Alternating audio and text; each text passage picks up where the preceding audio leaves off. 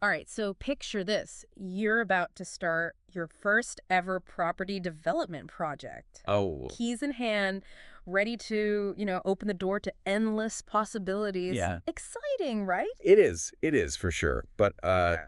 it can also feel, I think, a little bit like you're stepping onto a tightrope, Oh, I like that. especially for first timers. Yeah, that makes sense. Yeah. And that is why we are diving deep into Property Development Warrior 2022 today. Yes, we are. This ebook, written by Steve Chandler, he's an experienced developer, it's all about minimizing those stressful pitfalls, especially for, the newbies out there, the people just starting out. Think of it as like a guide, a seasoned guide that can help you navigate that. Oh, I like that. Yeah, that terrain of property development. Yeah, because it can be tricky, right? Oh, absolutely. And we've got excerpts from his ebook right here. And what I love about this ebook is how straightforward and practical it is. Yeah, it's great. It's like, Chandler's just sitting down with you. Having a coffee. Yeah, just sharing all of his hard-won lessons. Exactly. Over a cup of coffee. Yeah, exactly. Love it. So our mission today is to give you a solid foundation, to equip you with the knowledge to really tackle your first project with confidence. Hopefully we can unpack some of Chandler's key strategies here, Yeah. and hopefully you walk away with some, actionable insights Fingers crossed. and maybe a few aha moments. Yeah, love it. Yeah. Now, Chandler kicks things off by emphasizing this thing he calls the what-if stage. Right. And I have to admit, when I first read this, I thought, oh, okay, isn't this just overthinking it? Yeah. But I gotta say, he makes a really compelling argument He does. for why this upfront brainstorming is so important. Oh, yeah. It's all about recognizing that property development, it's a long game. Yeah. You're in it for the long haul, financially, emotionally. Yeah, that's a big commitment. So if you rush into it without considering, all the different angles, that could lead to some, serious regrets down the track. Yeah, big time. Big time. Because, haven't we all had those moments where we're like, ugh, I wish I had thought of that before? All the time. Yeah, all the time, right. Yeah. And especially with property development, those moments can translate into some pretty hefty costs. Huge costs. Yeah. Yeah. Massive. So Chandler, he encourages you to get a notebook and just start writing down every single what-if scenario Oh, wow, okay. that pops into your head. So really just let those worries and those doubts just run wild. Totally. Just get it all out on paper. Okay. And then, he says, put each of those ideas through, like a questioning process. Oh, okay. A rigorous questioning process, like put it on trial. Okay. So, ask yourself, what am I really trying to achieve with this project? Yeah. What are the potential benefits? Okay. But just as important, what problems could come up? Right. And be honest with yourself. Do I actually have the resources to handle those problems? That makes a lot of sense because it's really easy, I think, when you're excited about a project to overlook those potential problems. But absolutely, you get caught up in the excitement, the potential. Yeah, the dream. Yeah, and you forget about the reality. Yeah, exactly. So this what-if stage, Yeah. it's all about being realistic. Yeah. It's about thorough planning, Okay. thorough research. Yeah, And remember, at this stage, time is on your side. that's true. Holding costs are still low. Yeah. It's the best time to be meticulous Okay. to avoid those costly mistakes later on. That makes sense. Yeah. So Chandler then gets into why problems often crop up in property development. Yeah. And surprisingly, his main culprit is lack of communication. It does sound simple on the surface, It does, right? but he digs a bit deeper and looks at, why are communication breakdowns so common in this field? Yeah, why is that? And one reason he says is the emotional investment. For you, this project, it's deeply personal. It's your dream project. Yeah. But for others who are involved, it's just business. Right. And those two perspectives, they can clash. Yeah, I can see how that would cause some friction. Oh, absolutely. Leads to misunderstandings, frustrations. Yeah, for sure. Yeah. And then, you've also got the issue of information asymmetry. Yeah, that's a good one. You might be an expert in, whatever your field is. You might be a brain surgeon. Yeah, exactly. But property development, that's a whole new ballgame. Yeah, totally. Whole new learning curve. Yeah. And that knowledge gap can make you vulnerable Oh, yeah. to making mistakes. Yeah, for sure. And some of those mistakes can be expensive. Expensive mistakes. Yeah, that's the worst kind. Nobody wants those. No. No. So how does he suggest overcoming these communication hurdles? Well, He stresses the need for clear, consistent communication with everyone. Okay. So that means your designers, your consultants, your builders, even the neighbors. The neighbors, yeah. It's about being transparent, Okay. keeping those lines of communication open, Yeah. and making sure that everyone's on the same page. No surprises. So it's like communication is the glue Yeah, pretty much. that holds it all together. It's the foundation. Yeah. Okay. Yeah. Now let's move on to building your dream team. Okay, let's do it. And Chandler has a surprisingly hands-on approach when it comes to concept design. He does, yeah, it's pretty cool. I'm intrigued. He actually recommends grabbing the property's floor plan Okay. and a red pen A red pen. and just going to town on it. Oh, wow. Yeah, like channeling your inner architect. Really? Okay. Yeah, just knock down walls on paper, Okay. sketch in additions, rearrange the rooms, just let Okay. that imagination run wild. All right. The idea is not to create, like, a perfect blueprint, Right. but to just get a clear vision of what you actually want Okay. before you bring in a professional designer. So I always thought that you needed to have an architect to even start thinking about design. A lot of people do, yeah. Yeah. But Chandler says that having that rough concept first, it actually helps you to communicate better Oh. with the architect. Right. And it helps you to avoid those endless rounds of revisions. Right. Yeah. They can just really drive up costs and blow out timelines. Yeah, for sure. So it's about taking ownership of that design process from the very beginning. I like that. Yeah. Now, what about assembling your team of consultants? Okay, so when it comes to consultants, Chandler's a big advocate of getting multiple perspectives. Okay. He recommends getting fee proposals from, a good number of qualified professionals Right. for each discipline. Okay. So we're talking like your civil engineers, structural engineers, surveyors, you name it. The whole shebang. The whole shebang. Yeah. Exactly. Yeah. Got to cover all your bases. Now, I've heard that percentage-based fees can be tricky. Oh, yeah. Does he address that at all? He does. And he actually cautions against them Okay. because those seemingly harmless percentage fees, Yeah. they can actually increase. Oh, how so? Well, if your construction costs go up, Right. then you end up paying more for essentially the same amount of work. Oh. It's kind of like yeah. if you think about your book editor Yeah. charging you more just because your manuscript got longer. Yeah, I see. That's a good analogy. Yeah. Okay. So another really important point he makes is about defining a really detailed scope of work Okay. for each consultant. So it's like a contract, right? Yeah, like a super specific contract Okay. outlining what you expect from Yeah, them. right. So Yeah. no room for ambiguity there. Yeah. Helps to minimize those, Yeah. but I thought you meant conversations down the track, Oh my gosh. Yeah. which always end up costing you money. Yeah, those are the worst. Yeah, a recipe for disaster. Yeah, for sure. So clarity up front is key. Absolutely. Yeah. Okay, now let's talk about the often dreaded part. Okay, here we go.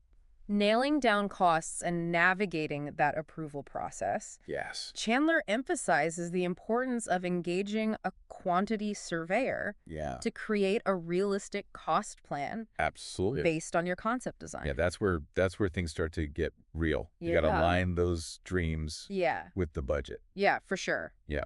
I can imagine that could be a bit of a wake-up call for some people. It can be. It can be a bit of a shock. Yeah, But Chandler, he also cautions against just like blindly accepting that cost plan. okay. He stresses the importance of actually understanding the assumptions Okay. that are behind those numbers. Right. Do they align with your quality standards, Okay. your choice of materials? Yeah. He even shares a story about a project where misaligned assumptions, they led to a major budget overrun. Oh, I hate when that happens. Oh, it's the worst. It's like those hidden charges on a bill. Yeah, exactly. You think you're getting a good deal, Yeah. and then, bam, you get hit with all these extra costs. Yeah, totally. So it's really about understanding those underlying assumptions Yeah. from the get-go. Okay, makes sense. Yeah, Now, on to approvals. right. Surprisingly, he describes this process as easy. Easy. Yeah, easy, that's what he says. That's not what I normally hear. I know, right? People usually dread this part. I know, everyone's like, ugh, the approvals, but he's like, no, it's easy. So what's his secret? Well, his secret weapon is engaging a town planner early on. Ah, okay. Get the experts involved. Yeah, get those experts involved. Early. Early. No. Yeah, Oh, they it's- can do all the research about the planning controls, identify potential red flags. Basically guide you through that regulatory maze. It's like having a seasoned Sherpa. Yeah. Love it. guiding you from the Himalayas. Yeah, perfect analogy. Yeah. Get you to the top. Exact. Safely, yeah. Yeah. Now, he also highlights the value of a pre-submission meeting with, the local authority, the council. Right, so you can get some early feedback. Yeah, exactly. Potentially smooth the path Yeah. to that approval. It's a lot better than just submitting it blindly and hoping for the best. Oh, yeah, way better. Yeah. So now, once the application's submitted, does he recommend staying closely involved? Well, actually, he has a rather kind of counterintuitive suggestion here. Okay, what's that? He says, let the professionals handle all the communication. Really? Yeah. Okay, so I guess I always thought you'd want to be in the loop every step of the way. I thought so too, yeah. Yeah. But Chandler, he argues that, when you're emotionally invested, Right. it's hard to stay objective. Yeah. And sometimes your emotions can actually derail the process. Oh. So, let the town planner Yeah. and the consultants Be the cool heads. be the cool heads in the room. Yeah, I get it. Yeah, they can communicate with the authority in a more detached, Right. factual manner, Yeah. increasing the chances of, a smooth approval. So it's all about recognizing when to delegate and trust those experts. Exactly. I like it. Yeah, you don't have to do it all yourself. Well, I think we've covered a lot of ground. We've gone from, brainstorming to assembling the team, Yeah. navigating approvals. Yeah, the what ifs. That's a lot. Yeah, but the real journey, I feel like, it begins with the building phase, right? That's where the real fun starts. Yeah. And that, my friend, is where we'll pick things up in part 2 of our deep dives. Okay, stay tuned. All right, we'll be back. We'll be right back with more insights from Property Development Warrior 2022 and how to conquer that all-important building phase. Can't wait. Yeah, stay with us. So you've got those approvals, your plans are all finalized, and now it's time to find the perfect builder. Yeah, to bring that vision to life. This is a big one. This feels huge, this decision. Yeah, choosing the right builder is absolutely crucial for the success of any project, really. Yeah, it's like finding the right... to steer the ship. Yeah, captain to steer the ship through those sometimes unpredictable waters of construction. Exactly. Yeah. Chandler, he offers several approaches Yeah. for finding potential builders. Okay. And it's interesting how he really highlights the pros and cons of each one. Yeah, let's go through those. So let's start with the most common one, which is, tapping into your network. Okay. Asking friends, family, colleagues, Yeah. anyone who's recently completed, a similar project. Yeah. Those word-of-mouth recommendations, they're gold, Yeah. especially in a field like property development, Yeah.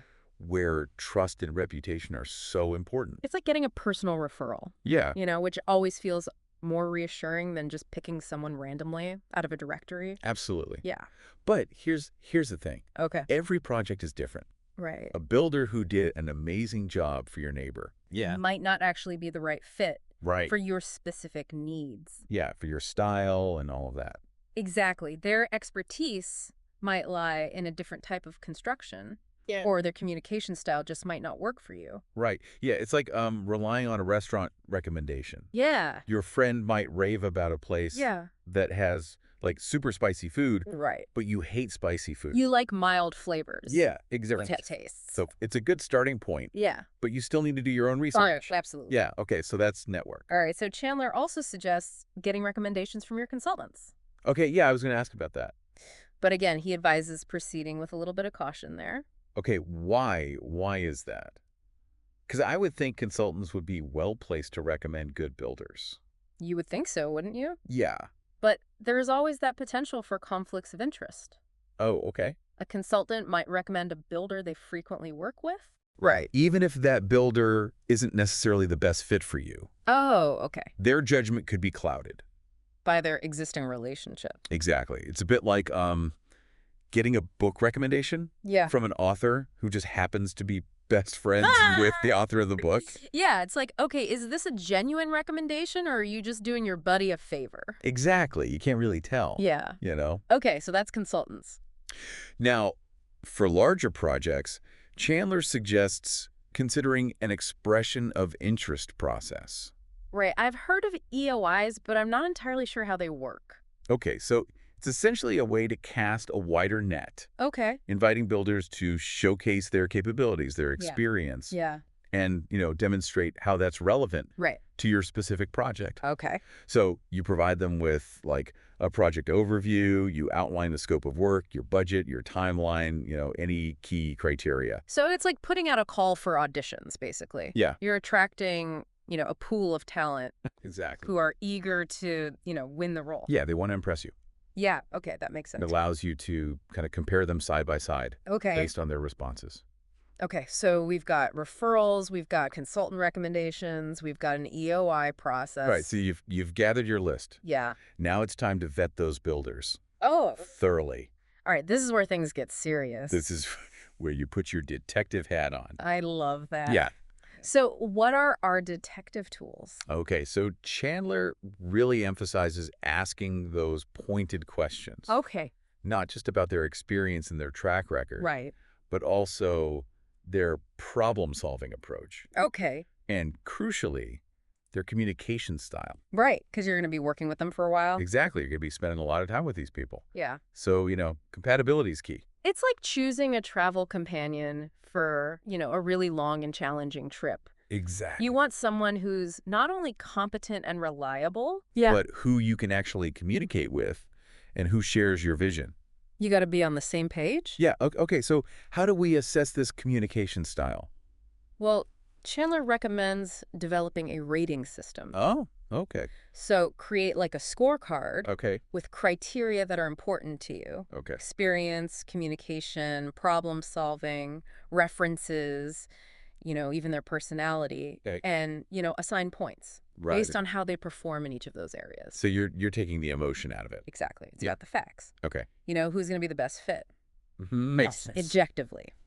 Okay, so we've got our short list. We're ready to get those formal quotes. All right. It's tender time. That's where things get real. Yeah, this is serious business. No cutting corners here. Absolutely not.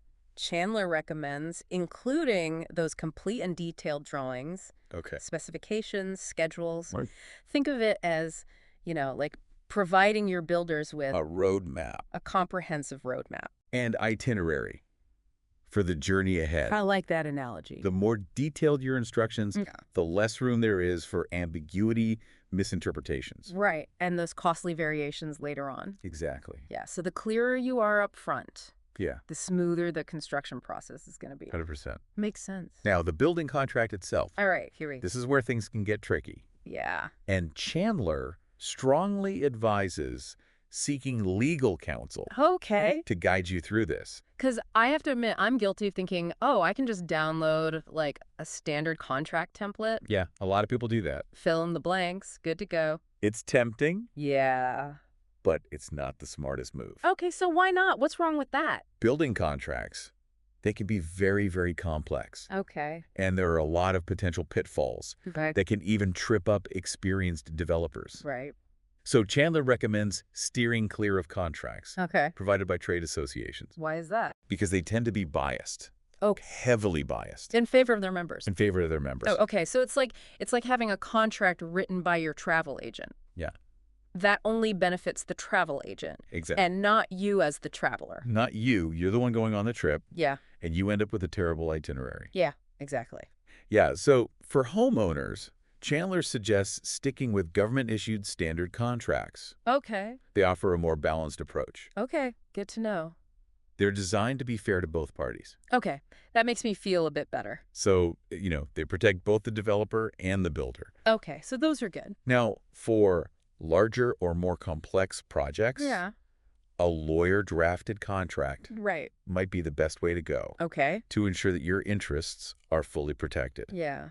The lawyer can customize that agreement to fit your unique needs, Right. addressing those specific risks and potential challenges. So it's tailored to your situation. Exactly. Now, I know we were chatting off air about some common elements in building contracts Oh, yeah, those tricky bits. that often lead to, confusion and disputes and those budget blowouts. Exactly. Prime cost items and provisional sums. Yeah, those are the big ones. I've heard those terms thrown around, Right. but I don't really understand the difference. Okay, let's break it down. Okay. Prime cost items. Yeah. They're essentially allowances made in the contract Okay. for things like fixtures and fittings, Right. where the specific models and the costs They haven't been determined yet. Okay, so things like your toilet suite, your kitchen sink, your appliances. Exactly. All those fun things. Yeah, but the things that make it a house. Things that make it a home. Yeah. Yeah. But the problem is, Okay. if you don't specify those items up front Yeah. and get those firm quotes from suppliers, Okay. the builder will often put in a very low allowance. Right. So their quote looks really good. It looks amazing. Yeah. And then. And you pick your dream appliances, Yeah. And then you get hit with a massive variation. bam, surprise. Yeah. It's way over budget. Yeah. So what's the solution? Do I need to pick out every single fixture and fitting? Well, it doesn't have to be that extreme. Okay. Chandler suggests, being proactive. Okay. If you have a good idea of the style and the quality you want, Right. start researching. Okay. Start getting those quotes from suppliers. Yeah. Include those quotes in your tender documents So the builder can factor it so in. they know what they're working with. It's all about transparency. Exactly. Avoid those nasty surprises. Yeah, for sure. Now, provisional sums, Okay. they work in a similar way, Okay. but they apply to scopes of work Right. rather than specific items. Okay. So, for example, let's say your project includes landscaping, Yeah. but the design, it's not finalized yet. Right. When you're putting out the tender, Yeah. the builder's going to include an estimated sum in their quote. Okay, so it's like a placeholder. Yeah, it's like a placeholder Okay. for a cost that hasn't yet been determined. Makes sense. But those estimated sums, Yeah. they can be wildly inaccurate, Right. and they often end up being lower Okay. than the actual cost. So more variations, more budget headaches. Exactly. Okay, so Chandler's advice is to minimize those. Minimize them as much as possible. Okay. Get those designs finalized. Okay. Make your selections. Okay. Get firm quotes up front. Right. So it's all about clarity and certainty, avoiding those financial surprises that can really derail your project. 100%. You want to stay in control. Yeah. Okay. All of this talk about contracts and potential pitfalls is making me a little nervous. Yeah, it's a lot to take in. Yeah. It feels like there's a lot that can go wrong. There are definitely challenges. Yeah. But remember, knowledge is power. That's true. By understanding these potential pitfalls, you're already one step ahead. Okay. That makes me feel a bit better. Good, good. So let's say we've, meticulously chosen our builder. We've got a solid contract in place. All right, we're ready to go. Construction's about to begin. It's all happening. What's next? What's next on our property development adventure? Okay, so Chandler really emphasizes the importance of managing the tender period effectively. It's a tender period. Yes, so that's the time between sending out your tender documents Right. and receiving those formal quotes Yeah. from the builders. So what do we do during this time? Are we just sitting back, twiddling our thumbs, waiting for those quotes to roll in? Not quite. Okay, good. Be prepared because you're going to get a lot of questions from builders. Oh, okay. They're scrutinizing your documents, Yeah. and it's only natural for them to want some clarification. Right. Okay. So Chandler's advice is to document every question and answer. Okay. So, create a log, Mhm. a spreadsheet Right. where you record the builder's name, the date, the question, your response. So it's like a FAQ. Yeah, like a FAQ for your project. Okay. And make sure that you're giving consistent information Yeah. to all the bidders. And it helps to prevent those, but you told me disputes later on. Oh, yeah, those are not fun. Nobody wants those. No. Now, here's a bonus tip. All right, hit me. If a builder's question reveals an error in your design documents, Oh, no. don't panic. Okay. Address it immediately. Okay. Get your designer to rectify it. Reissue the amended documents Okay. to all the bidders. Right. And if the amendments are substantial, consider giving them a little bit of extra time Okay. to adjust their quotes. It's about being transparent and fair. Exactly. Even when things don't go perfectly. Especially when things don't go perfectly. Yeah. Yeah. Okay, so Chandler also emphasizes a site inspection during this period. Yes, absolutely crucial. Okay, what is the point of that? It gives those builders a chance to really get a firsthand look Okay. at the site. Yeah. They can ask any clarifying questions Right. and really just get a feel for the project. It's like a first date. It is. It's like a first date, Both parties are sizing each other up. seeing if there's chemistry. Yeah, exactly. Now, there are two approaches to this. Okay. You can either take all the builders through at the same time, Right. or you can schedule individual visits. Okay, so what are the pros and cons of those? All right, so group walkthroughs, Yeah. the main advantage is everyone receives the same information At the same time. at the same time. Okay. It ensures consistency. Yeah. And it prevents those potential, he said, she said disputes later on. Okay, that makes sense. It's like, giving a presentation to the entire class Yeah. rather than whispering different instructions to individual students. Right. Yeah, I can see how that would minimize misunderstandings. Yeah, keeps everyone on the same page. Okay, what about individual visits? So individual visits, they can be good for building rapport, Okay. getting a better sense of each builder's personality, Okay, yeah. observing how they interact with the site. It's like a one-on-one interview. Exactly. You can get a more personal and in-depth assessment. Yeah, you can really dig deeper. So is there like a best approach? Well, Chandler suggests considering kind of a hybrid approach. Okay, tell me more. So you could do a group walkthrough first Okay. and then follow up with individual meetings Okay. if needed. So it's like dating, but for builders. It is. It's like builder dating. Group date, and then you go on the individual dates if you feel a spark. Exactly. You got to find that chemistry. Yeah, okay, so the tender deadline has passed. Those quotes start rolling in. It's decision time. Analysis. Chandler has some great tips for reviewing those bids and selecting the best builder for your project, Okay. but we're going to save those for the final part. Oh, man, cliffhanger. All right, everyone, we'll be back soon for the grand finale of our deep dive into Property Development Warrior 2022. Okay, so those builder quotes are staring us in the face, each one a potential pathway to our property development dreams. I know, right? It's exciting and kind of daunting at the same time. Yeah, totally. So where do we even begin? How do we sift through all this information and make the right choice? Well, this is where we need to put on our analytical hats, but also trust our gut feeling. Okay, balance of head and heart. Exactly. We need to carefully examine those numbers, but also get a sense of which builder is the right fit for us, personality-wise, communication style, all of that. Yeah, makes sense. So Chandler provides this really helpful framework for analyzing the bids. Yeah, he suggests creating a detailed comparison spreadsheet. Okay, like a good old spreadsheet. I can do that. Yeah, break down the costs by key categories like demolition, excavation, concrete work, framing, roofing, all of that. So we're comparing apples to apples. Exactly. Lets you see where those costs align and where they differ, sometimes significantly.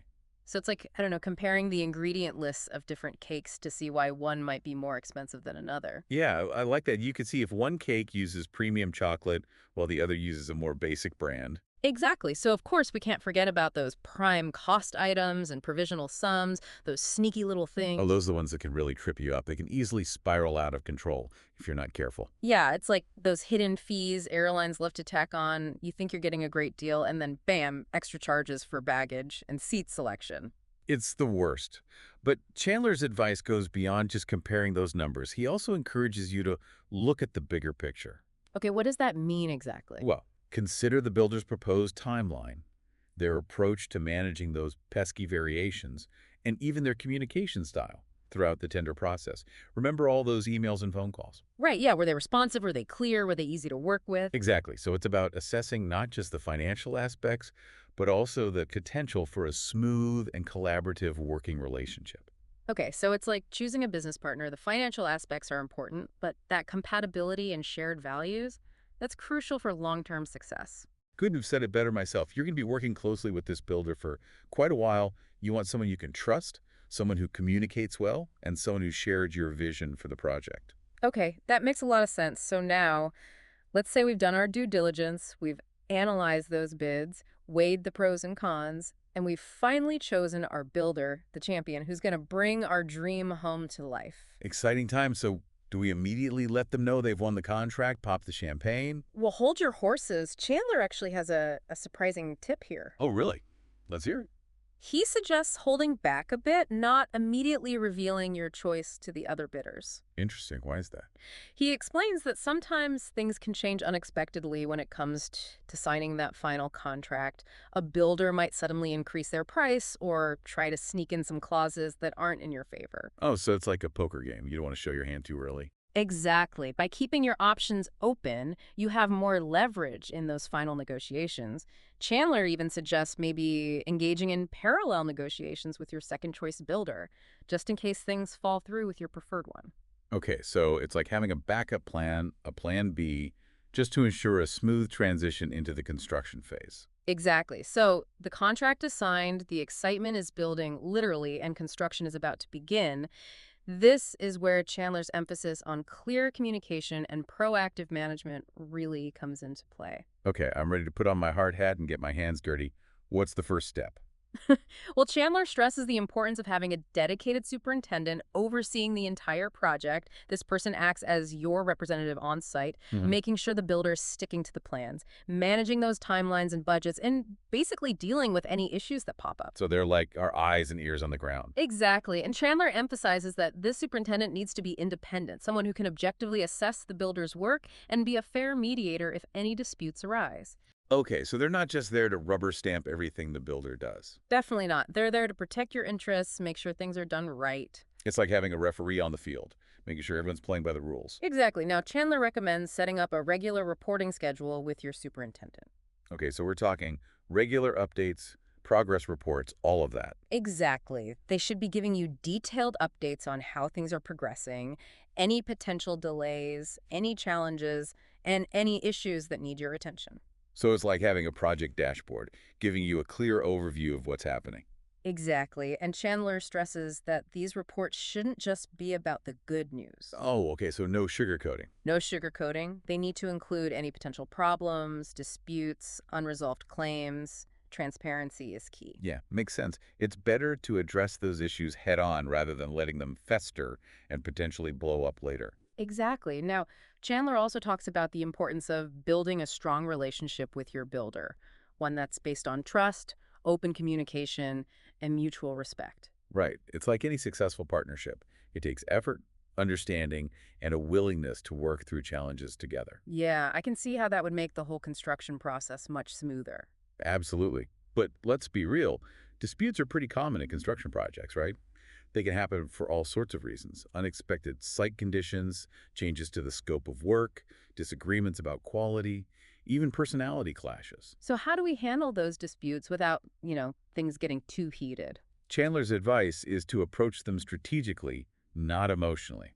Okay, so no yelling at the builder when something goes wrong. Definitely not. He recommends maybe seeking guidance from a property development expert, someone who can provide insights into dispute mitigation strategies. They can help you understand your rights under the contract and act as a mediator to, help everyone come to a fair resolution. Right, it's like having a seasoned negotiator on your side, someone who can navigate those tricky conversations. Exactly. Now, let's talk about those two dreaded words in property development, variations and delays. Oh, yeah, those are scary words. Variations, they're basically changes to the original scope of work, and they can pop up for a whole bunch of reasons. I've heard horror stories about variations adding tens of thousands of dollars to a project budget. How do we avoid that? Okay, so first of all, it's important to remember that variations can sometimes be legitimate and necessary. Okay, so not all variations are bad. Exactly. Sometimes unexpected things happen on site that require changes to the plans, or you might decide you want to make some upgrades or alterations to the design as things progress. Right, yeah, you get those great ideas as you go. Exactly. The key is to manage those variations effectively. So it's not about preventing all variations, but about having a process in place to assess their impact and make sure they're handled fairly. Exactly. And your superintendent plays a crucial role here. They need to assess each variation, figure out its impact on the budget and the timeline, and negotiate with the builder to make sure you're not being overcharged. Okay, so again, having a strong superintendent is crucial. Absolutely. Now, delays are another common challenge. Sometimes they're caused by things outside anyone's control, like bad weather or material shortages. Right, things happen. But they can also be caused by those variations we talked about, or by the builder not managing their time efficiently. Okay, so what happens if a delay is actually the builder's fault? Well, remember those building contracts we talked about? They often include provisions for extensions of time due to things outside the builder's control. So if there's a delay because of a hurricane, for example, the builder's entitled to an extension. Right, that's fair. But if the delay is because they messed up, they were negligent, or they didn't plan properly, then you might be able to claim compensation. Okay, so it's really important to understand all those clauses in the contract. Absolutely. Now, as we approach the finish line, that exciting moment when construction is almost done, Chandler has some advice for ensuring a smooth handover. Okay, I'm getting excited just thinking about it. He reminds us to think about those finishing touches that might not be included in the builder's contract. Okay, like what kinds of things? Things like window coverings, landscaping, maybe even furniture. Right. It's easy to get so caught up in the actual construction that you forget about those little details that really make a house a home. Exactly. So Chandler suggests getting quotes for those things early on and scheduling their installation so it doesn't disrupt the builder's work. It's all about coordination and avoiding those last-minute scrambles. Okay, that makes sense. So the house is finished, the final touches are in place, we're ready for the official handover. What happens now? Well, Chandler outlines this certification process. You need to get those final approvals from the authorities to confirm that your property meets all the building codes and regulations. So it's like getting your property's official stamp of approval. Exactly. He also stresses the importance of doing a very thorough final inspection. Okay, so we're walking through the entire house with a fine-tooth comb. Exactly. Note down any defects or incomplete work, take photos, be meticulous. Okay, so that spreadsheet comes in handy again. Oh yeah, definitely use that spreadsheet to track each room, document any issues clearly with photos as evidence. Okay, this documentation is really important for holding the builder accountable. Exactly. Now, this has been such a fantastic deep dive. I feel like I've learned so much about property development. I know, right? We've covered everything from that initial brainstorming stage all the way through to that final handover. Chandler's book is a treasure trove of practical advice, tips, and a clear framework for approaching this complex process with more confidence. Yeah, and his parting words really stuck with me. Failing to plan is planning to fail. Such a powerful reminder that preparation, research, and proactive management, those are the keys to success in property development. Absolutely. He encourages us to view challenges not as obstacles, but as opportunities to learn and grow. Yeah, becoming a property development warrior isn't about avoiding risks altogether. It's about equipping ourselves with the knowledge, the strategies, and the mindset to overcome those challenges. And as you embark on your own property development journey, remember to stay curious, stay informed, and most importantly, stay passionate. The rewards of creating something tangible, of turning your vision into a reality, those are definitely worth all the effort. Well said. So go forth and build your dreams. And remember, you don't have to do it alone. There are experts, resources, and communities out there ready to support you every step of the way. We're all in this together. That's a great note to end on. Thanks for joining us on this deep dive into Property Development Warrior 2022. We'll be back soon with another deep dive into a topic that's sure to pique your interest. Until then, happy developing, everyone. Yeah, happy developing.